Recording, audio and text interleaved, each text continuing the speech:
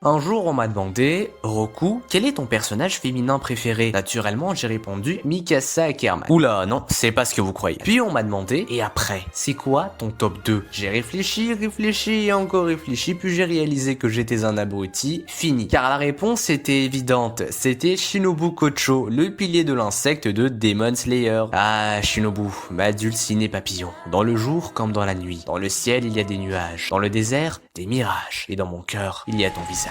Ton visage. Le poète et écrivain Henri de Régnier a écrit « L'ironie est une tristesse qui ne peut pleurer et sourit ». Et cette phrase correspond parfaitement à Shinobu. Une personne peut être extrêmement triste à l'intérieur, blessée, détruite, anéantie. Mais malgré tout ça, elle continue de sourire, elle plaisante, elle fait comme si tout allait bien. En réalité, elle porte un masque, et derrière ce masque, il y a une personne qui souffre, une personne qui tombe lentement dans un gouffre.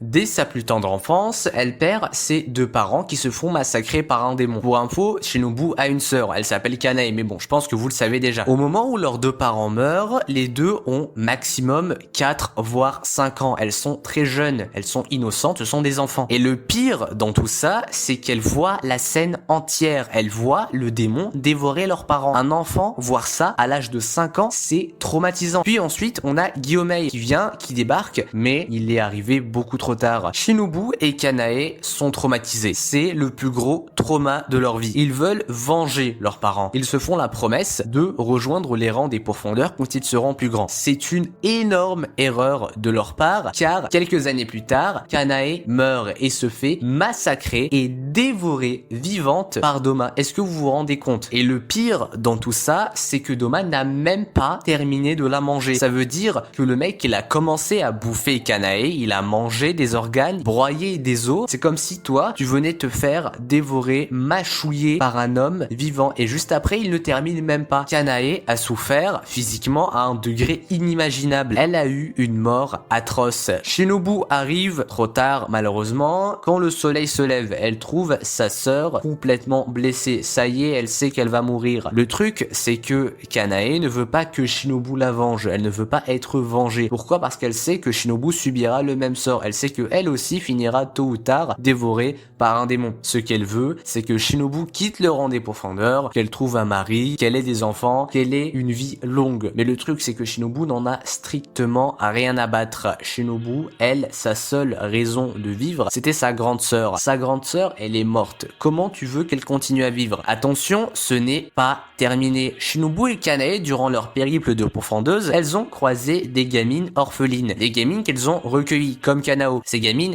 étaient désignées à être leurs futures successeuses. Mais le truc, c'est qu'elles sont toutes mortes, dévorées, vivantes par un démon. Et c'est ça le truc. Shinobu a tout perdu. Ses parents sont morts. Sa grande sœur, elle est morte. Et pour ce qui est de ses successeuses qu'elle considérait comme ses sœurs, je rappelle, pareil, elles sont toutes mortes à l'exception de Kanao. Shinobu se lance alors dans une quête de vengeance. Elle décide de venger sa grande sœur, de venger ses petites sœurs également et de venger bien évidemment ses parents. L'objectif, c'est de tuer la deuxième lune supérieure, Doma, qui je rappelle est responsable de la mort de Kanae. Le problème, c'est que Shinobu sait que à son stade, elle n'a aucune chance contre Doma. Je rappelle, bon, c'est un peu hors sujet, mais Shinobu est le pilier le plus faible. Elle est petite de taille, elle ne peut même pas décapiter un démon. C'est l'un de ses plus gros complexes en tant que pourfendeuse. Elle est très faible. Au lieu de décapiter un démon, elle utilise ce qu'on appelle le poison. Elle met du poison dans sa lame et elle utilise ça contre les démons. C'est très pratique, notamment si les démons sont pas très forts, genre ces démons-là que je vous affiche à l'écran, ce sont des démons qu'on a vus à la montagne de Rui, ils n'étaient pas très puissants, donc le poison est très efficace. Mais si on est objectif, ce qui fait que Shinobu est devenu un pilier, c'est surtout sa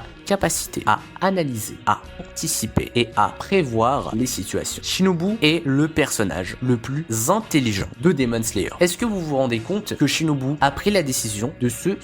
idée. Elle sait que Doma a un petit péché mignon pour les nanas. Si elle le croise, il va automatiquement vouloir la dévorer. Au lieu de concentrer ses attaques, au lieu de concentrer ses poisons sur son sabre, pourquoi ne pas concentrer ses poisons sur elle-même? Pourquoi ne pas bouffer plus de 37 kg de poison et les faire avaler indirectement par Doma en se faisant bouffer? C'est un coup de génie. C'est du jamais vu dans toute l'histoire du shonen. La glycine, qui je rappelle est une plante toxique pour les démons. Les démons ne résistent pas à la glycine, ça a un peu le même effet que le soleil, ils finissent carbonisés. Pendant au minimum 5 ans. La meuf bouffait une plante qui doit être dégueulasse. Je rappelle que c'est pas fait pour être mangé, c'est fait pour être utilisé contre les démons et elle le bouffe. Elle décide de manger quelque chose qui n'a pas sa place dans le ventre d'un être humain. Parlons un petit peu de l'hypocrisie de Shinobu, parce que oui, Shinobu est hypocrite. Elle est même le personnage le plus hypocrite de Demon Slayer. À la base, Shinobu c'est quelqu'un d'assez colérique, quelqu'un qui est assez aigri, un peu comme Aoi. Kanae c'était quelqu'un de profondément gentil et quelqu'un qui a toujours un sourire. C'était la nature de Kanae. Shinobu a décidé de piquer le visage de Kanae. Shinobu est devenue l'image qu'elle avait de sa sœur. C'est de l'hypocrisie pure. Pourquoi? Parce qu'elle ne pense pas ses émotions. Shinobu c'est quelqu'un d'hypocrite, quelqu'un qui porte un masque. Tanjiro le remarque directement la première fois qu'il la croise. Tanjiro a un odorat tellement développé qu'il ressent même les émotions que les autres ressentent. Il ressent qu'au fond, ce sourire, cette gentillesse, ce visage d'ange là, c'est un putain de masque. Il lui pose la question, il lui dit: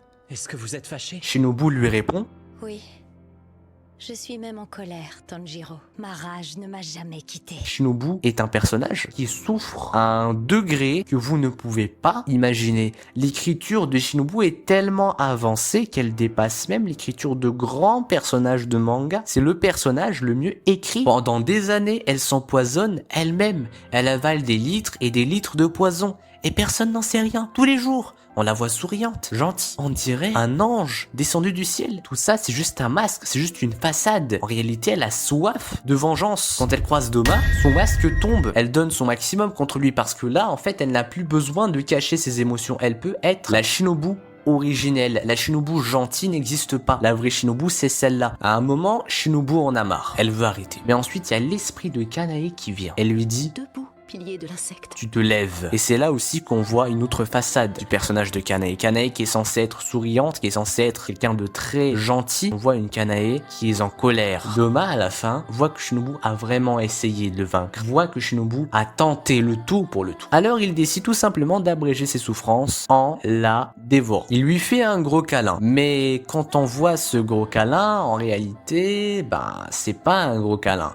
Il a brisé tous les os. Il a broyé Shinobu. Doma tombe dans le piège, il bouffe Shinobu et quelques heures plus tard, l'effet du poison fonctionne. Je vous laisserai découvrir tout ça dans le prochain film, je n'ai pas envie de trop vous spoiler. C'est là qu'on voit à quel point le personnage de Shinobu est profond. En fait, ce personnage, non seulement c'est le MVP de la forteresse infinie, parce que pour ceux qui ont lu le manga, vous savez que sans elle, tous les pourfendeurs et tous les piliers sont morts, mais en plus, c'est un personnage qui est très bien écrit, c'est un personnage qui est extrêmement profond. Le meilleur personnage féminin de Kimetsu no Yaiba. J'espère que cette vidéo vous aura plu. N'oubliez pas de vous abonner et de lâcher votre plus gros like, sans oublier bien évidemment de la partager, de la booster, c'est le plus important. Je compte sur vous pour faire un maximum d'efforts pour qu'elle soit recommandée à un maximum de gens. Sur ce, c'était Roku alias Roku Shibo et à bientôt pour de nouvelles vidéos. Je vous souhaite une bonne journée ou une bonne soirée en fonction du moment où vous regardez la vidéo.